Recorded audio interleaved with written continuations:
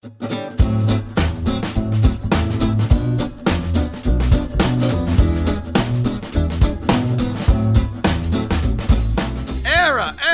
is, of course, Scots Gaelic for Achtung, Achtung, I think. Oh, God, our mailbags are really groaning with angry Neds. It's a tricky one when you've got lots of vowels. How do you pronounce them? Yeah, well, I think we move on is what we do. But what relevance hath this, I hear you cry? Well, did you know, James, that 2 Gaelic-speaking soldiers escaped their German captors in 1940 after convincing them they were from the Soviet Union? No. The men responded to questioning by answering in Gaelic, much to the confusion of their captors. So they were shown a world atlas and asked to point out their home nation, and they chose Ukraine. The German officers consulted each other and let them walk out of the prison camp free men. Our quick-witted Gaelic-speaking heroes promptly set off for Spain. How about that? That's a good story to start the new year. It's a brilliant story. Welcome to We Have Ways of Making You Talk. Happy New Year, We Have Ways fans. Happy New Year to everyone. I don't know what the statute of limitations on Happy New Year is. I mean, this is well into January, but we haven't done it, so we've done it now. There we go. Thanks to all of you who joined Yeah, it's acceptable, isn't it? Yeah, completely. Still. Yeah. Thanks to all of you who joined the battalion over Christmas. Our book readings seem to have entertained a good number of you. Yeah, we've had some lovely comments on Twitter and via our email. So those older people, obviously. The older people. It's nice to help the old people at Christmas, isn't it? I like this one from the fabulously named Bronson Sainsbury, who's presumably in Australia. That's a porn name. Do you think? I'm gonna use an Aussie accent. Oh, thanks for the podcast, gents. Getting things done outside has been particularly challenging this Christmas with the 40-degree days and constant smoke haze from the bushfires. But We Have Ways has made it much more bearable. Good on you, mate. Fair dinkum. Now, some listeners found new books, others rediscovered old friends. Paul Tinson listened to my reading of Guy Sager's The Forgotten Soldier and got in touch to say, thanks, gentlemen. Well-thumbed copy, duly dusted off once more. And Michael Koning got in touch to say, I love the what voice you doing for this? Come on. What voice you doing for Michael Koning? Come on. I don't know. I mean, Koning sounds a little bit... He's Dutch. Sure, you've got to do a sexy Dutch voice, James. Okay. I loved the hashtag We Have Ways podcast. I was listening to James reading from the unwomanly face of war. In the third story about the partisans, the mother had to give her daughter to a pilot. She was reunited with her son, but what happened to her daughter? Moving stuff. It certainly isn't doing that accident. Crikey. We don't know. And that's the nature of that book, of course, it's just these fragments, it's these bits and pieces, and you've no real ever really any way of knowing where the stories lead and where they end. And that's the sort of point, of course. Yeah, it is, and it is really, and it does make you think, and it does make you, it does leave you hanging there, and it is frustrating at times. But God, some of those stories are just amazing. And I mean, I chose, I think, 3 of them, but I could have chosen any number of others. Yeah, but she won a Nobel Prize for Svetlana Alexeyevich, and then was thrown out of Russia by Putin. Yeah. Because she's basically too down on the Russian governments of various stripes. Anyway, here's one from a belter from Wayne Peters. Having been fascinated by Al's reading from Ken Tout's Tank! Book on a recent hashtag We Have Ways, I loaned it from the library. Turns out I'm the first person to loan this particular copy in 26 years. Wow. I don't know what to make of that. Ken enjoys that 0.409 pence he gets for the loan of the book. Yeah. Actually, it's quite good signing up with the PLR, public lending rights. Because if you do, you just have to sort of register your book, and then you do get a kind of 4p every time someone takes it out or something. Oh. Yeah, it's nice. What's the most holiday what's funding? The biggest check? Yeah, because I'm a member of there's a thing called the Performing Rights Society, and they send you not the PRS. It's a different one. I can never remember what it's called. That's why I remembered the wrong name for it. And every now and again, you get a check for a thing I worked on like 20 years ago, and it's it's literally for 87p, and you're like, well, finally, it's rolling in. Yeah, my problem is I haven't updated it, so I've got lots of editions and lots of books, which is obviously very much to my advantage, and I'm not making the most of it. So I really need to get a grip and sort it out. You do. Get your finger out, James. New Year, New Year's resolution. New Year, New Year's resolution. So we're recording this in the second week of January 2020. And that means it's a big anniversary year, of course, because Yeah. it's the 80th anniversary of the Battle of Britain and Dunkirk and Battle all of that. Britain. But it's also 75 years ago, about now, the British were clearing out the Ruhr as part of Operation Blackcock. And if any of you heard my recent chat with Major General Stuart Watson, you'll have heard him talking about it, because he was there. Yeah. The Red Army, of course, was now fighting through East Prussia towards Berlin. General Slim was gearing up to chase the Japanese across the Irrawaddy River in Burma. And the Americans were starting to smash up Tokyo from the air. And this is the point, really. 75 years ago, it's now that the Ardennes offensive has run out of juice. Yep. The Germans have held up, and I think we can say defeated in the Ardennes offensive by this point. Have we had the disastrous Monty press conference yet? What date's that on? Is that a little later in January? That's sort of in the 20s, isn't it? I can't remember. I can't anyway, remember either. Don't put me on the spot. Yeah, all right. But it's around now. It's about around now. But it's around now. But what's happening in Germany is collapse, isn't it? Is that that you've reached the point where the rail transport network has basically been completely paralysed. February is the month where so it's just coming implodes. up. Yeah, it's just about to implode. And it's really interesting because the Reichsbahn, the German railway system, really is the glue that keeps the war effort together. Yeah. Everything comes and goes. Because that's how they move the coal around, because they have no oil. Yep. And they're entirely reliant on around. coal. Yeah. And basically the whole thing comes to a grinding halt essentially next month. 75 years ago next month. Yeah. But what is amazing is just the level of casualties in Northwest Europe. Yeah. Between now and beginning of May 1945, in that 4 or 5 month period. Just how bitter and brutal the fighting is just begs belief. And yet, ironically, I would say it's probably the period of the Second World War about which most people know least. Yeah. No, it's not written about at all. And you've got Blackcock and all these gigantic operations going on, teeing up to cross the Rhine. So basically, now that the bulge is over, you've got a series of attempts to basically get the lines and the jumping off points ready. So you're tidying up around Nijmegen, the Groesbeek. You've got the Hurtgen battle has happened. Yep. And it's all this basically getting ready to jump off for the spring season of fighting. Yes. Which, after all, the British in particular thought the war would have ended by the end of 1944.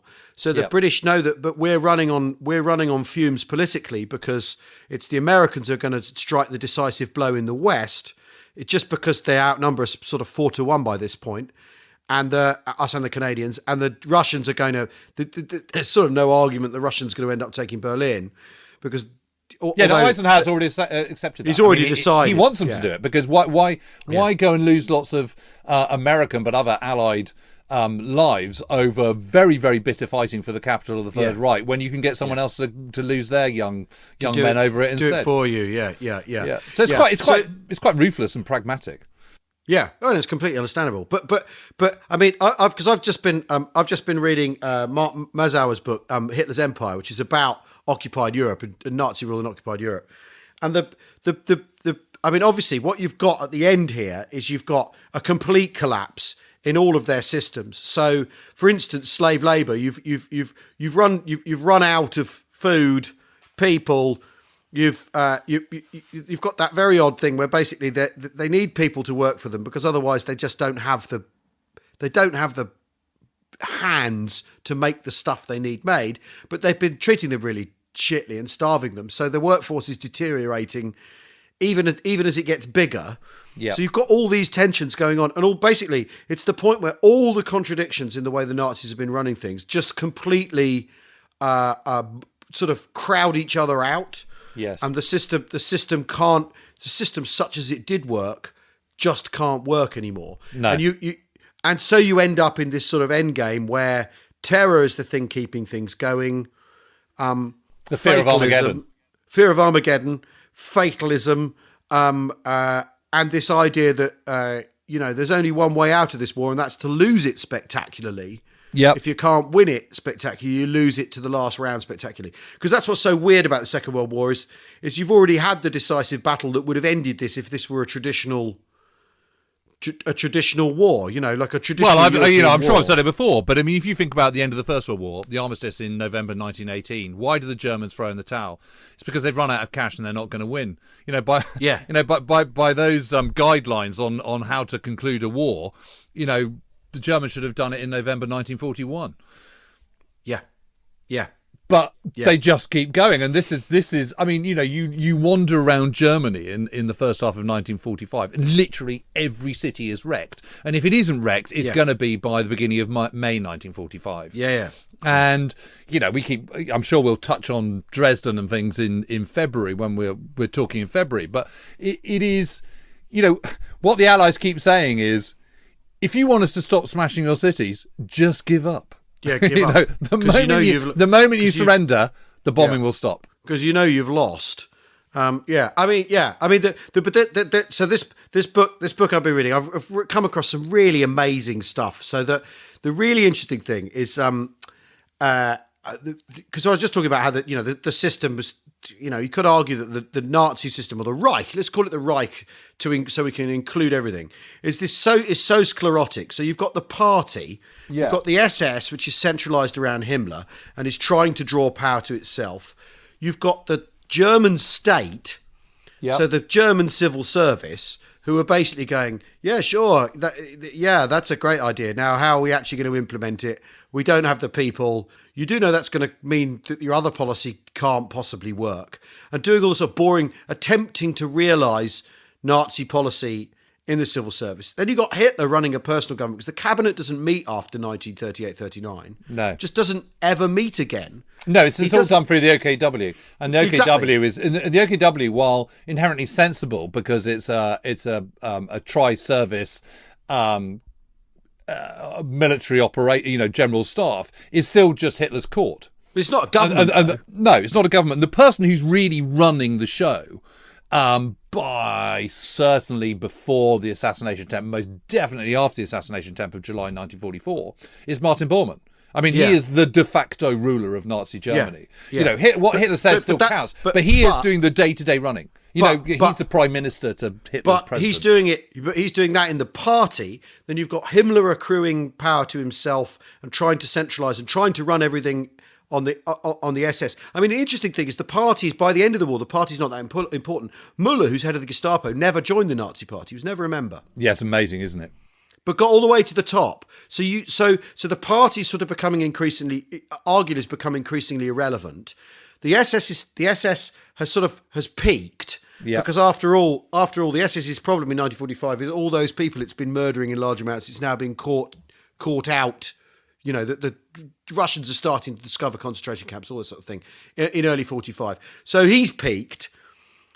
And then the German state, I mean, the fascinating thing is the German state is going, right, okay, we'll try and keep things going, and can't because absolutely everything is contradicting everything else. But the fascinating thing is Frank in, the amazing thing, the general government in Frank, which is one of the Gau which is a big chunk of Poland that is then turned into this thing called the general government that Frank is in charge of. And Frank's a lawyer. Yeah.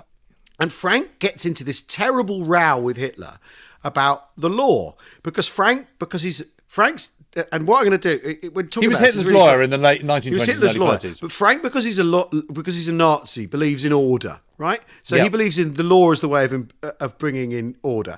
Hitler, because he's a Nazi, believes in being allowed to do whatever he likes, right? Because he's a Führer, right? So. Because he's the Führer, so you immediately have a collision, and you end up with this thing, and then then Himmler, because he's trying to accrue power to himself, believes he can do whatever he likes. So in Poland, in this bit of Poland, where of course you've had the Holocaust of the bullets, you've had the murder of the Jews in large amounts.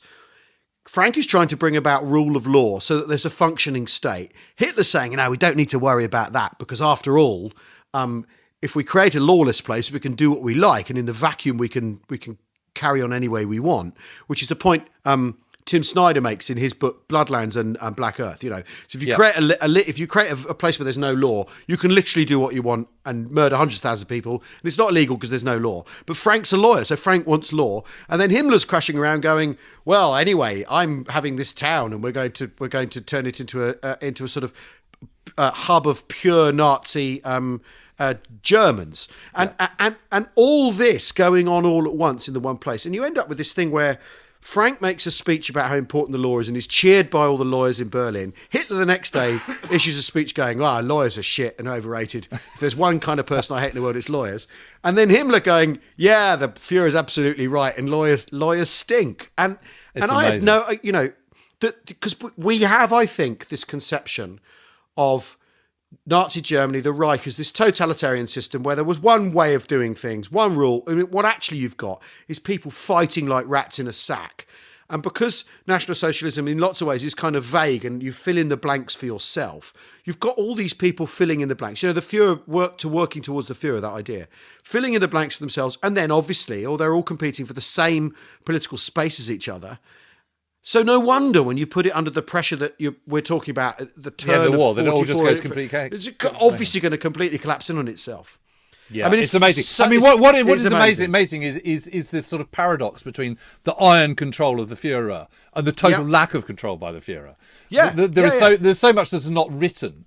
I mean, exterminate 6 million Jews is never written out. It's always implied. It's just the Hitlerian way of doing it is saying, this is my bottom line. This is what I want to happen. Yeah. Go off and do it. Just do it. And so you do get these fiefdoms and you do get these clashes. And I mean, Hans Frank is a really, really interesting character because he's just oily, and but he's incredibly clever.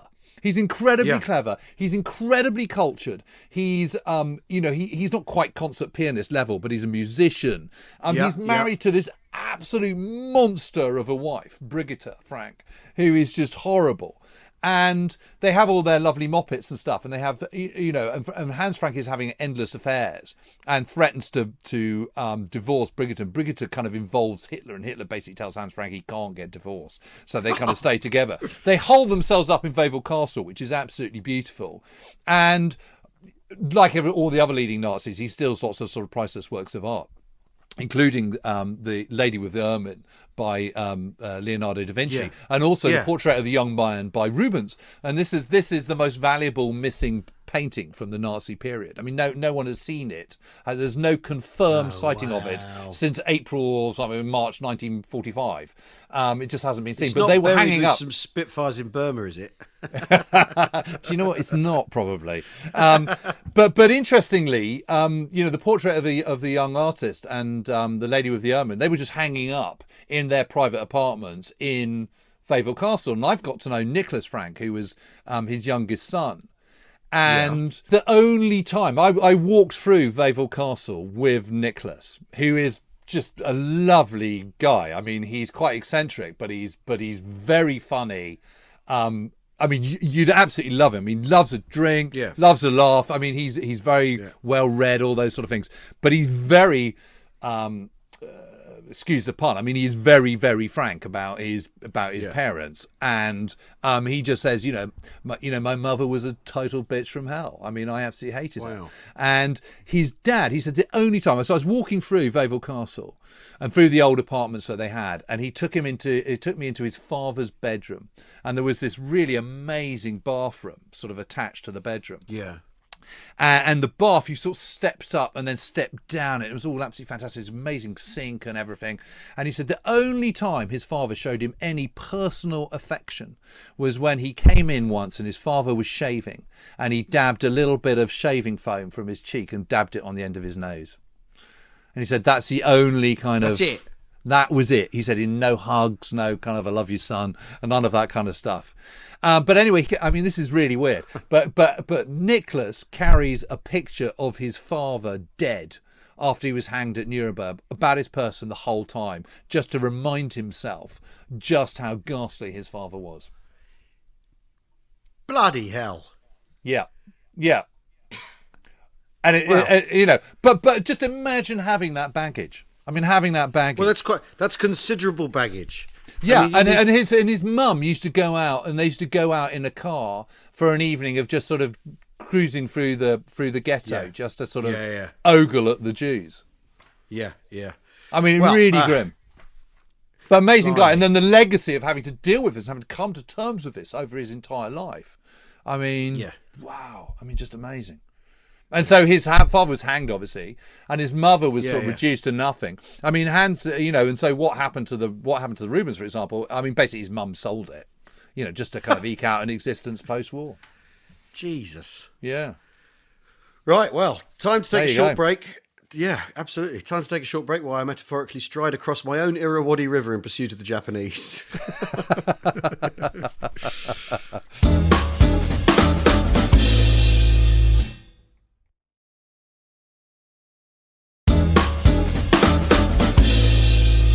Welcome back. As many of you know, we use the Twitter hashtag #WeHaveWays to start conversations and debates.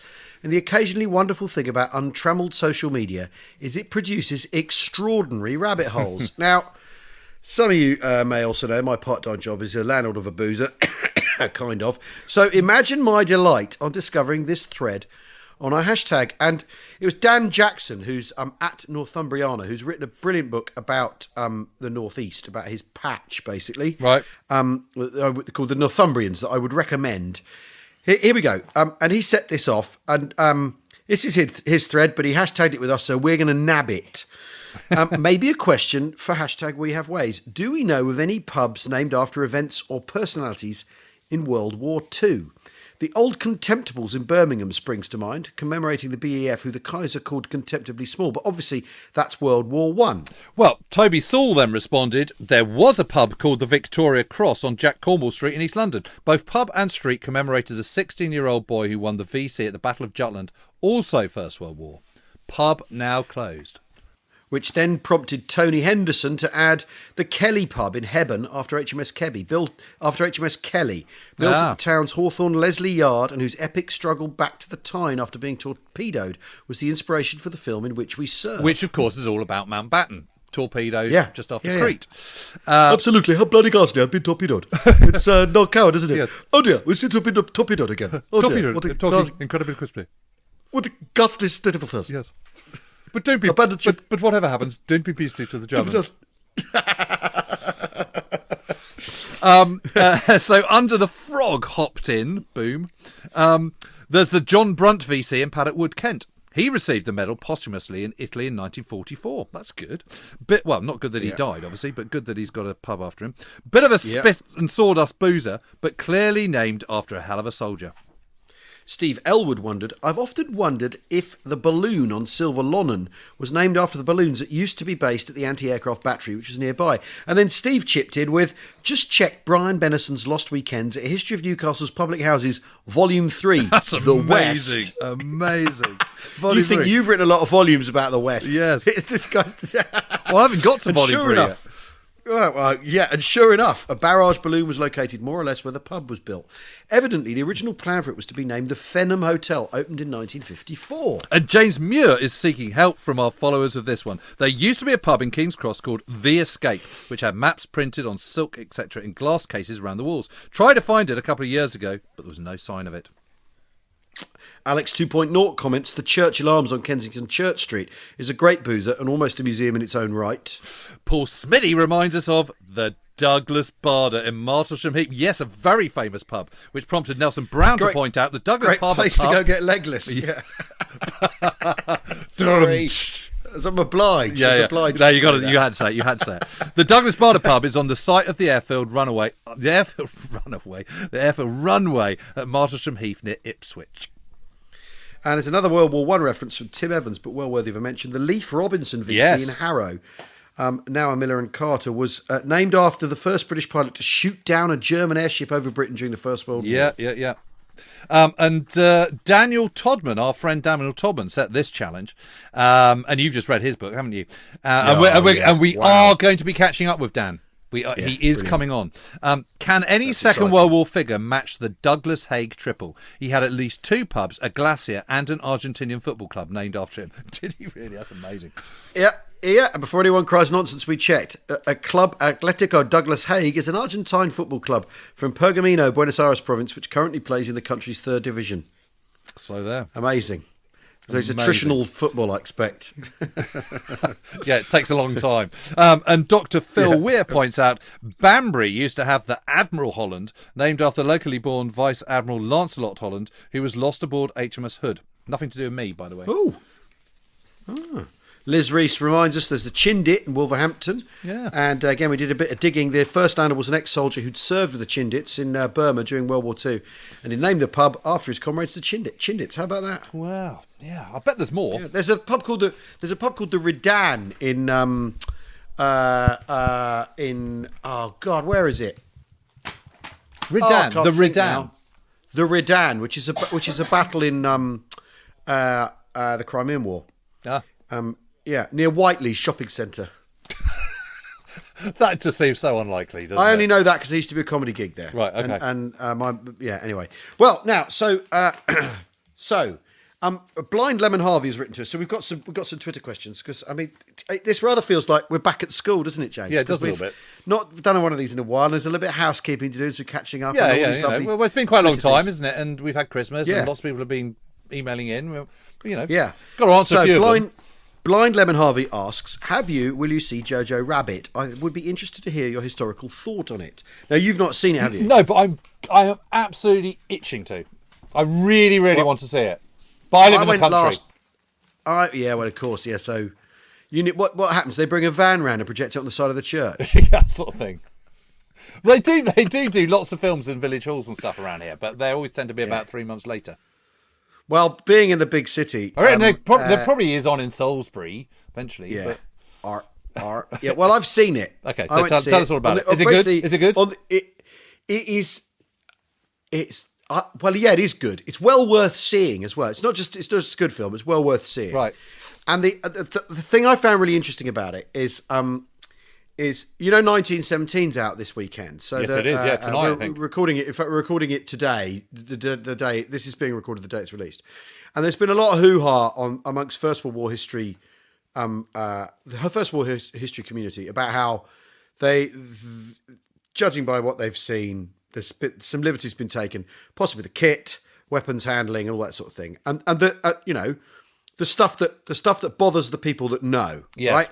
And obviously the film have gone, it's a drama, we're telling a story, let's not worry about it. But at the same time, the film's going, this tells the truth about the First World War. So they're going, well, make your minds up for one cotton picking minute. Actually, filmed very close to here. It's filmed on Salisbury Plain, just north of Stonehenge. Really? Yep. And loads of local lads around here were extras in it. Yeah, and it's very interesting. And a friend of mine from the cricket club, his son Harry was in it, Harry Warman, and I just sort of thinking, if I'm Dan or Sarah, I'm Harry's parents, seeing your son, your 19-year-old son, and he still looks very young, I have to add, in his kit, charging out of the trench over no man's land, that has got to make you stop and think, hasn't it? Yeah. Well, that's what the filmmakers are going for. But the point I'm making is Jojo Rabbit, right? No one's going, hang on a minute, this isn't historically accurate. Because after all, it's about a little boy whose imaginary friend is Hitler. Yeah. Right? Yeah. So yet, having said that, the thing is, this film's basically set in 1945. Germany's falling in on itself. The Nazis are running out of road. This film I thought was kind of truthful to all the stuff we've just been talking about. Right.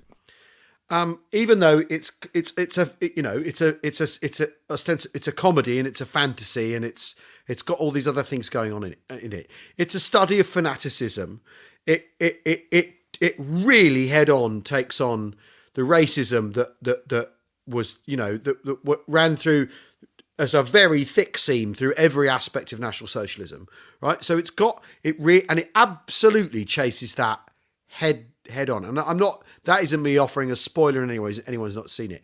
So in that sense, it's as truthful a movie, even though, there are things in it that are plainly wrong and absurd and don't make any sense. And at one point I was going, well, hang on a minute, but they don't tell us where it's meant to be. It's it's Germany. It's an allegory. It's the one, it's about Germany, the whole thing, and about Nazism and fanaticism and then the good in people and all that sort of stuff. And I would really recommend it. And if you want a picture of Germany falling in on itself at the end of the war, you'd do as well to watch this, I think, actually. And the stuff we've just been talking about in a strange way.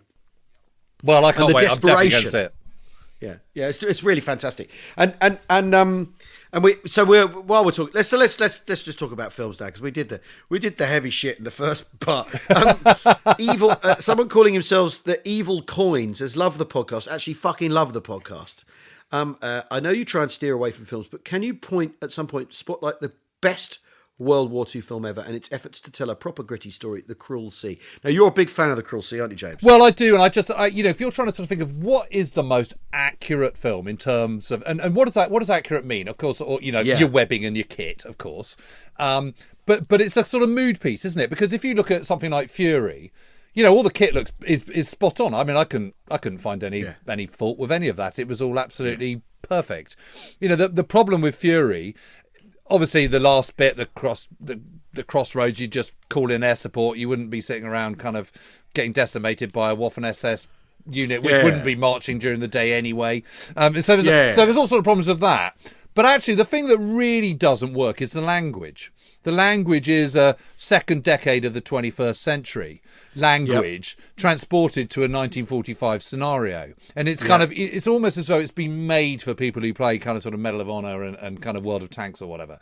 And that's the fundamental There's a lot of them, though. Yes, there's a lot of them. They go to the cinema. Yeah, I'm sure they loved it. But that's, for me, that's a sort of a big problem. And I think when you're talking about accurate films, what you're looking for is a mood piece. You're looking for something that accurately reflects the relationships of those who were caught up in it. It actually accurately reflects the decisions and problems and challenges that were facing people on a day-to-day basis. And you want all the kit to be accurate as well. And from those categories, you simply cannot fault The Cruel Sea, because literally everyone in it was in the Second World War. They used a real corvette. It was filmed, 10 years after the war ended. It was written by Nicholas Montserrat, who had been, it's very, very autobiographical. And it's just a brilliant, brilliant film. I'm not saying it's my favourite war film, but in terms of accuracy, I can't think of a better one. Well, and it's not got any it's not got any airs and graces, has it? And No. it's not that it's unstinting in the horror, and all that, which of course is the sort of modern way of doing it. You need to show that war's hell.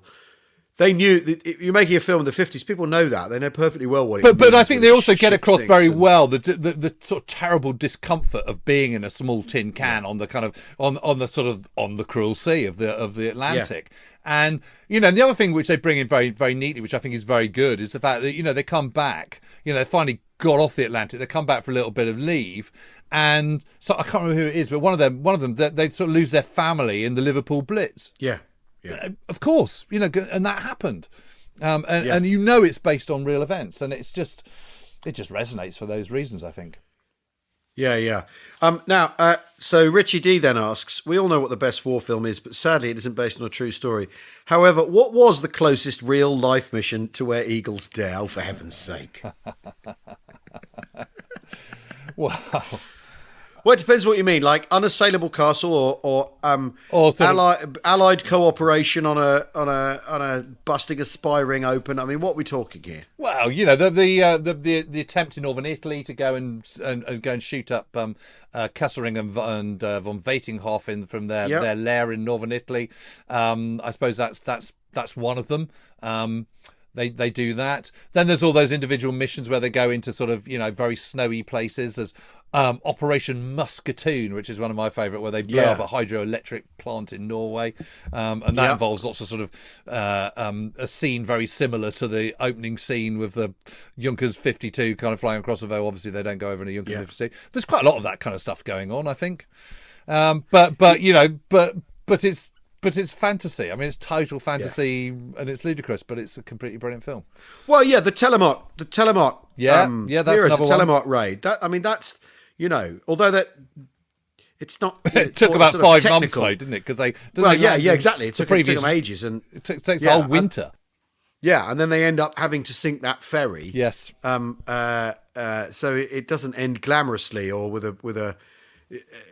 I mean, that's an extreme. That in many ways sort of highlights the sort of the whole grim mix of morality in those kind of missions. They had to sink that ferry, and they killed all the people on it.